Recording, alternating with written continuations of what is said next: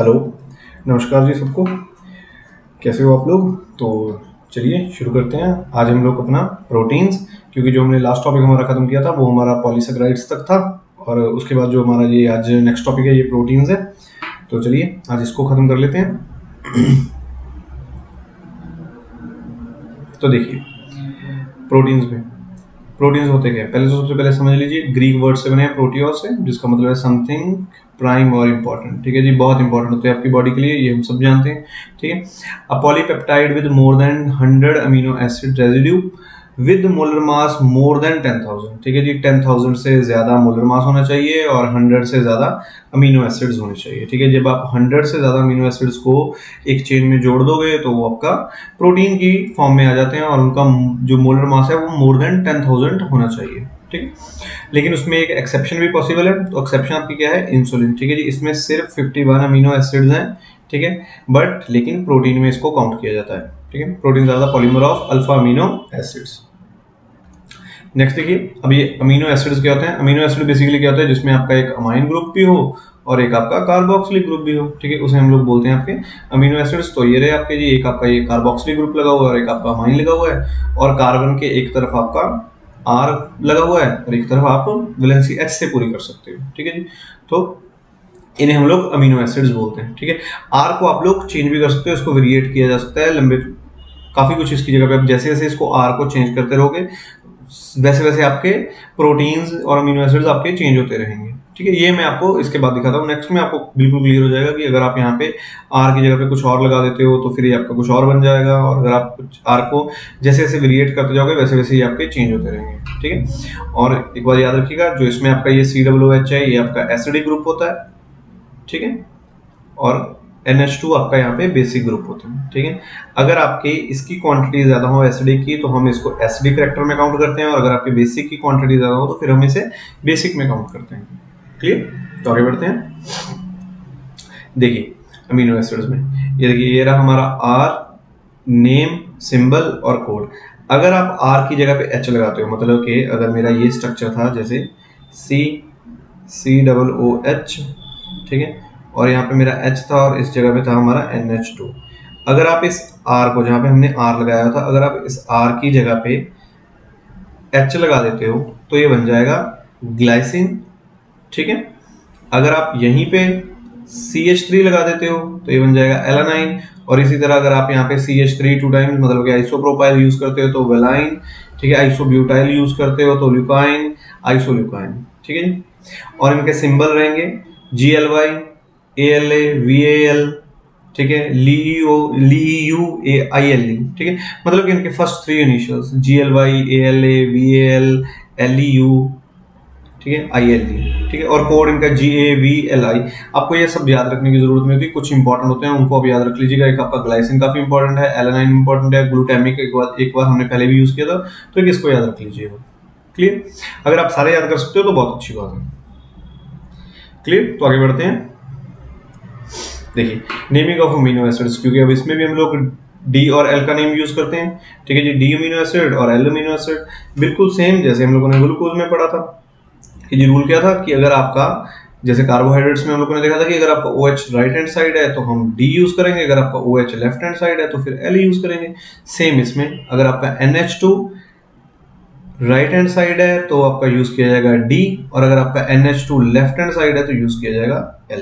ठीक है, तो most natural amino acids are L amino acids. ठीक है, और इस बात को याद रखिएगा, जो आपके मोस्ट नेचुरल अमीनो एसिड्स हैं, ज्यादातर आपके natural amino acids L amino acids होते हैं। ठीक है, आगे बढ़िए। ठीक है जी, क्लासिफिकेशन ऑफ अमीनो एसिड, इनको हम इनके on the basis of the character, तो करैक्टर के बेस के ऊपर इन्हें दो पार्ट्स में डिवाइड किया जाता है। एक आपके हैं नॉन एसेंशियल्स और एक है आपके एसेंशियल्स। ठीक है जी, एसेंशियल्स आपके कौन से होते हैं? Those which can not be synthesized in our body, जो हमारी बॉडी खुद नहीं बनाती। ठीक है, जो अपनी बॉडी के अंदर जनरेट नहीं किए जाते उन्हें हम लोग बोलते हैं एसेंशियल्स, क्योंकि हमें ये इनकी रिक्वायरमेंट होती है और हमें ये बाहर से लेनी पड़ती है। ठीक है, have to be provided externally. Non essential those can be synthesized by our own body. ठीक है जी, जो हमारी बॉडी खुद बनाती है उन्हें हम लोग काउंट करते हैं नॉन एसेंशियल में, तो याद रखिएगा इस बात को। On the basis of the acidic and basic character, जो मैंने अभी आपको थोड़ी देर पहले बताया था कि जो आपका COOH ग्रुप होता है ये आपका एसिडिक होता है और जो आपका NH2 ग्रुप होता है ये आपका बेसिक होता है। ठीक है, तो एसिडिक के लिए देखिए अगर आपका X is more than Y, ठीक है, चलिए मैं आपको इसको थोड़ा क्लियर कर देता हूँ। जैसे देखिए COOH और यहाँ पे आपका NH2 और यहाँ पे आपका R था और यहाँ पे है आपका H। ठीक है जी, लेट करिए कि जो आपका ये COOH है ये है आपका X, जो आपका ये NH2 है ये है Y। अगर अब आपके X की काउंटिंग ज्यादा हुई, मतलब कि आपके अमीनो एसिड में अगर आपका COOH कहीं पे और हुआ, मान चलिए यहीं पे अगर माने हमने कोई ग्रुप लगाया और उसमें एक COOH ज्यादा हुआ, ठीक है, तो फिर आपकी X की काउंटिंग ज्यादा निकलेगी, तो फिर वो रहेगा आपका एसिडिक कैरेक्टर में। अगर आपके NH2 और COOH दोनों बराबर हुए, इक्वल हुए, तो फिर वो रहेगा न्यूट्रल। और अगर इसी में आपके NH2 की काउंटिंग ज्यादा हुई आपके COOH से, तो फिर ये रहेगा बेसिक, क्योंकि आपका NH2 बेसिक ग्रुप होता है। क्लियर। और उनकी एग्जांपल्स याद रखिएगा, एसिडिक में आते हैं ग्लूटामिक, एस्पेरिक, न्यूट्रल में ग्लाइसिन और एलानाइन, ठीक है, बेसिक में लाइसिन और अर्जिनाइन। क्लियर। इसको देख भी लेते हैं, चलिए आपको ग्लूटामिक आप यहाँ पे देख भी सकते हो। ये देखिए ग्लूटामिक में आपका ये R की जगह पे आएगा ना COOH ग्रुप, तो यहाँ पे आपकी फिर काउंटिंग इंक्रीज हो जाएगी, 2 हो जाएगी ना, मतलब डबल हो जाएंगे ये COOH, तो इसकी वजह से उसे हम एसिडिक में काउंट करेंगे। क्लियर। तो चलिए आगे बढ़ते हैं। इसके बाद ये रहा जी आपका ज़्विटराइन। ज़्विटराइन के लिए याद रखिएगा एज इट इज इसका क्वेश्चन पूछा जाता है, व्हाट इज अ ज़्विटराइन। यहाँ आपको इसकी स्ट्रक्चर के लिए क्वेश्चन आ सकता है। RCOO यहाँ पे नेगेटिव और यहाँ पे NH3 आपका पॉजिटिव। क्लियर जी, ठीक है जी, इसको हम बोलते हैं आपका ज़्विटराइन। और उसमें भी सबसे इंपॉर्टेंट एक और चीज याद रखिएगा, the only amino acid that is optically inactive is glycine. ठीक है जी, तो आपका जो ग्लाइसिन है वो ऑप्टिकली इनएक्टिव है, तो आपके वो D और L कैरेक्टर शो नहीं करेगा। ठीक है, तो उसके बाद basic medium and acidic medium. आपके ज़्विटराइन के लिए basic medium goes towards the carboxylic ion, ठीक है, और acidic medium goes towards the ammonium ion. Clear. An amino acid never exist in uncharged form. आपके अमीनो एसिड कभी भी uncharged form में नहीं होते। Isoelectric point is a pH at which the net charge of the protein is 0। Next देखिए peptide bonds. ठीक है जी, peptide bond में देखिए पेप्टाइड बॉन्ड क्या है कि अगर आपने 2 अमीनो एसिड्स लिए हैं, दोनों को अगर आप जोड़ते हो और आपको वाटर को वहां से रिमूवल करवाते हो, तो वहां पे आपका पेप्टाइड बॉन्ड क्रिएट हो जाएगा। ठीक है, फॉर एग्जांपल जैसे हमने एक एग्जांपल देखिए, जहाँ पे जैसे ये देखिए ये है ग्लाइसिन और एलानाइन लिया, इसमें से एक तरफ से OH और यहाँ से H, जब ये दोनों रिमूव हो जाएंगे, यहाँ से H2O रिमूव हो गया, ठीक है, तो NH का बॉन्ड इसके साथ बन गया, तो सी दिस, तो ये देखिए, और इसका नाम भी आप ऐसे ही रखोगे GLY, फर्स्ट 3 इनिशियल्स इसके और इसके, तो ग्लाय अला। क्लियर। तो इसको हम लोग बोलते हैं आपका पेप्टाइड बॉन्ड्स। ठीक है, तो देखिए अगर 2 अमीनो एसिड्स आपस में जुड़े हैं तो डाइपेप्टाइड बॉन्ड, 3 अमीनो एसिड्स आपस में जुड़े हैं तो ट्राइपेप्टाइड, 4 अमीनो एसिड जुड़े हैं तो टेट्रापेप्टाइड, और बहुत सारे अमीनो एसिड जुड़े हैं तो पॉलीपेप्टाइड। ठीक है, तो इसीलिए हम लोग प्रोटीन को पॉलीपेप्टाइड बोलते हैं कि उसमें पॉलीपेप्टाइड बॉन्ड्स होते हैं मोर देन 100 अमीनो एसिड्स के लगभग। क्लियर। तो अगर आप इसका हाइड्रोलिसिस करते हो पेप्टाइड का अमीनो एसिड्स में, तो जितने आपने अमीनो एसिड्स लिए हैं उससे एक कम अमाउंट ऑफ वाटर आपका वहां से रिमूव होगा, क्योंकि अगर आप 2 को जोड़ते हो तो 1 यूनिट ऑफ वाटर रिमूव होता है। फिर इसी तरह अगर आप 3 को जोड़ोगे तो वहां से 2 यूनिट्स ऑफ वाटर रिमूव हो जाएंगी। तो इस तरह ये काउंटिंग चलती रहेगी। मान के चलिए अगर आपने 100 अमीनो एसिड्स लिए हुए हैं तो आपका जो वाटर की रिमूवल होगी वो 99 H2O हो जाएगी वहां से। क्लियर। तो आगे बढ़ते हैं जी। ये मैं आप लोगों को ऑलरेडी क्लियर कर चुका हूँ कि जी जब आपको पेप्टाइड बॉन्ड बनाना है तो 2 अमीनो एसिड्स को लीजिए और वहां से वाटर को रिमूव कर दीजिए, तो आपका ये बॉन्ड क्रिएट हो जाएगा। क्लियर। तो ध्यान रखिएगा कि आपको H2O को ही वहां से रिमूव करना है। Next, molecular shapes of the protein. ठीक है जी, it can be classified in the 2 types, fibrous and globular. ठीक है जी, जो आपके फाइब्रस होते हैं ये आपके लॉन्ग और थिन होते हैं, मान के चलिए आपके हेयर्स की तरह, बालों की तरह। ठीक है, fold into the spherical 3D shapes, ये काफी ज्यादा फोल्ड हुए होते हैं, चिपके से रहते हैं। ठीक है, keratin, collagen, keratin in hair and skin and bones. ठीक है, ये आपके जो फाइब्रस होते हैं ये आपके हेयर्स में होते हैं, मतलब आपके जो हेयर्स होते हैं हम उन्हें फाइब्रस में काउंट करते हैं। ठीक है, और हीमोग्लोबिन, इंसुलिन एंड एंजाइम्स आपके ग्लोबुलर प्रोटीन्स होते हैं। ठीक है, और उसके बाद जो आपके फाइब्रस हैं they are insoluble in nature और ये आपके सॉल्युबल है। ऑब्वियसली आप लोग सब जानते हो कि हमारे हेयर्स इनसॉल्युबल होते हैं, तो उन्हें पानी से वो सॉल्युबल नहीं होते, पानी में नहीं घुलते। क्लियर। हेयर्स हो गए, फिंगर नेल्स हो गए, ये सब आपके फाइब्रस में काउंट किए जाते हैं। ठीक है, उसके बाद और जो आपके ये सॉल्युबल है ये आपके वाटर सॉल्युबल होते हैं। उसका structure roles collagen in the bones and cartilage, keratin in fingernails and hairs, ठीक है जी।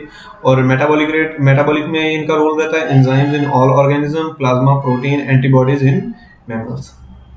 क्लियर। तो बस इसे फाइब्रस से याद रख लीजिएगा। फाइब्रस को याद करने का सबसे इंपॉर्टेंट और सबसे इजी वे यही है कि ये आपके हेयर्स में होते हैं और केराटिन होता है इनमें, ठीक है। इसके केराटिन नाम के तो शैम्पू भी बहुत आते हैं आजकल, ठीक है जी। ये इनकी स्ट्रक्चर होगी, ये फाइब्रस रहे और ये रहे आपके ग्लोबुलर। काफी कॉम्प्लिकेटेड सा इनका स्ट्रक्चर होता है, ये थोड़े सिंपल स्ट्रक्चर में होते हैं फाइब्रस आपके। तो देखिए इसको और थोड़ा क्लियर करते हैं स्ट्रक्चर ऑफ प्रोटीन को। The structure and the shape of the protein can be studied by the 4 different levels. पहला है आपका प्राइमरी स्ट्रक्चर, फिर सेकेंडरी स्ट्रक्चर, टर्शियरी और क्वाटरनरी, ठीक है जी। प्राइमरी में मान के चलिए आपकी सिंगल स्ट्रक्चर है, ठीक है, बिल्कुल बिल्कुल सीधा, जैसे मान के चलिए एक ये हो गया, एक ही से बना हुआ है स्ट्रक्चर, ठीक है, तो उन्हें हम प्राइमरी बोलते हैं। और सेकेंडरी में अगर आप इसको थोड़ा सा ऐसे ऐसे ऐसे इस शेप में दे दोगे तो ये आपके सेकेंडरी हो जाएंगे, या फिर अगर आप इसकी इस तरह की शेप बना दोगे, ठीक है, जिन्हें हम अल्फा हेलिक्स और बीटा प्लेटेड बोलते हैं।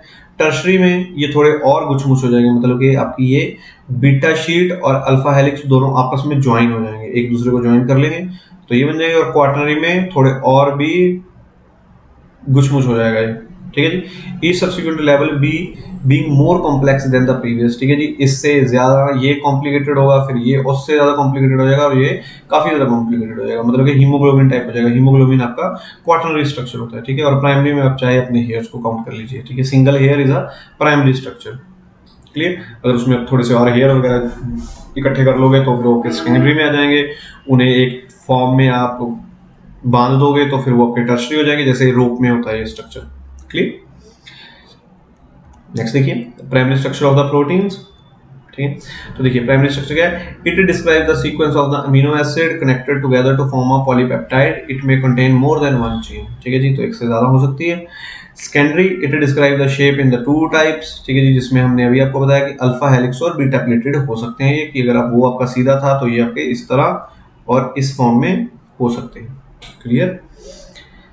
और secondary structure arise due to the folding of the backbone of the polypeptide chain to H bond, ठीक है जी। एच बॉन्ड की वजह से ये चीज आपकी क्रिएट होती है आपके सेकेंडरी में। जब आप प्राइमरी स्ट्रक्चर में ये चीज आपकी एच बॉन्ड्स क्रिएट होते हैं तो फिर वहां पे आपको ये सेकेंडरी स्ट्रक्चर में कन्वर्ट हो जाते हैं, क्लियर। तो ये देखिए जैसे इसमें बना हुआ अल्फा हेलिक्स, ये आपका उसी तरह का इस फॉर्म में आ जाएगा, ठीक है, या इस फॉर्म में ले लीजिए, इस तरह का ये दिखेगा स्क्रू टाइप। और बीटा प्लेटेड आपका प्लेट टाइप का दिखेगा, मतलब कि आप इसको इस तरह प्लेट टाइप में ये आपको नजर आएगा। Tertiary structure describe the overall folding of the polypeptide chain. Further folding of the secondary structure is due to the disulfide linkage, ठीक है। ये उस लेवल से और थोड़ा सा कॉम्प्लिकेटेड हो जाएगा, ठीक है।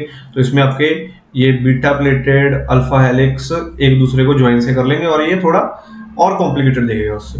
क्वार्टनरी और ज्यादा कॉम्प्लिकेटेड हो जाएगा, ठीक है जी, कि अगर आपने पहले इस तरह लिया प्राइमरी, फिर उसके बाद ये आपका अल्फा हेलिक्स हो गया, ठीक है जी, आपने इसमें थोड़ा कुछ मुस्सा बना दिया, फिर आपने इस अल्फा हेलिक्स में बीटा प्लेटेड शीट्स लगा दी, फिर ये beta pleated sheets alpha helix और beta pleated sheets alpha helix एक दूसरे को काफी सारे ज्वाइन कर गए, तो फिर ये आपके क्वाटरनरी स्ट्रक्चर में चले जाएंगे, मतलब कि काफी complicated quaternary structure of a haemoglobin, ठीक है जी। तो इसमें चेंज थोड़ी सी ज्यादा बन जाएंगी, मतलब कि क्लियर। तो आई होप सो कि आप लोगों को यहाँ तक प्रोटीन के स्ट्रक्चर टाइप्स अच्छे से क्लियर हो गए होंगे कि हमें अमीनो एसिड्स के किस बेस पे हमें क्लियर करना है, और जो हमारे ये स्ट्रक्चर है प्राइमरी सेकेंडरी और टर्शरी, ठीक है, इन सबको आपने अच्छे से देख लिया होगा। नेक्स्ट देखिए डीनेचुरेशन ऑफ प्रोटीन्स, ठीक है जी। डीनेचुरेशन ऑफ प्रोटीन्स क्या है कि जब आप इन कॉम्प्लिकेटेड लेवल्स को पीछे की तरफ खोलोगे, मतलब कि क्वाटनरी से टर्शरी, टर्शरी से सेकेंडरी, सेकेंडरी से प्राइमरी, इस तरफ, ठीक है जी, कि जब आपके लेवल्स पीछे की तरफ खुलते जाएंगे, डीनेचुरेट होते जाएंगे, ठीक है। तो देखिए normal protein, denatured protein. Denaturation process in which the protein of the nucleic acid lose the quaternary structure, tertiary structure and secondary structure which is present in their native state, मतलब कि अगर आप टेम्परेचर को increase करते हो तो quaternary से वो टर्शरी हो जाएगा, और टेम्परेचर इंक्रीज करते हो फिर वो सेकेंडरी, सेकेंडरी से वो प्राइमरी, ठीक है, खुलते जाएंगे, मतलब आपके प्रोटीन जब वो अपनी आइडेंटिटी को लॉस करते जाएंगे, लूज करते जाएंगे सॉरी, तो फिर वो आपके डीनेचुरेटेड प्रोटीन्स में काउंट किए जाएंगे, ठीक है। Normal protein with the increase of temperature जब वो अपनी आइडेंटिटी लूज करना शुरू कर दे तो उसे बोलते हैं हम लोग डीनेचुरेटेड प्रोटीन। आई होप सो कि आप लोगों को यहाँ तक प्रोटीन का सारा कंसेप्ट क्लियर हो गया होगा। अगर कोई डाउट हो तो आप मुझे प्लीज पूछ सकते हो। ठीक है जी। और अगर आप लोगों ने लास्ट वाले लेक्चर नहीं देखे तो प्लीज उनको भी एक बार देख लीजिएगा, स्ट्रक्चर ऑफ ग्लूकोज, ठीक है, structure of fructose, disaccharide preparation, polysaccharide preparation, और ये अब आपका प्रोटीन। इसके बाद बस हमारा एक टॉपिक और बचा है न्यूक्लिक एसिड, और फिर ये आपका चैप्टर पूरा कंप्लीट हो जाएगा। और इन केस अगर किसी को कोई भी डाउट हो तो वो मुझे कभी भी पूछ सकता है। Thank you so much.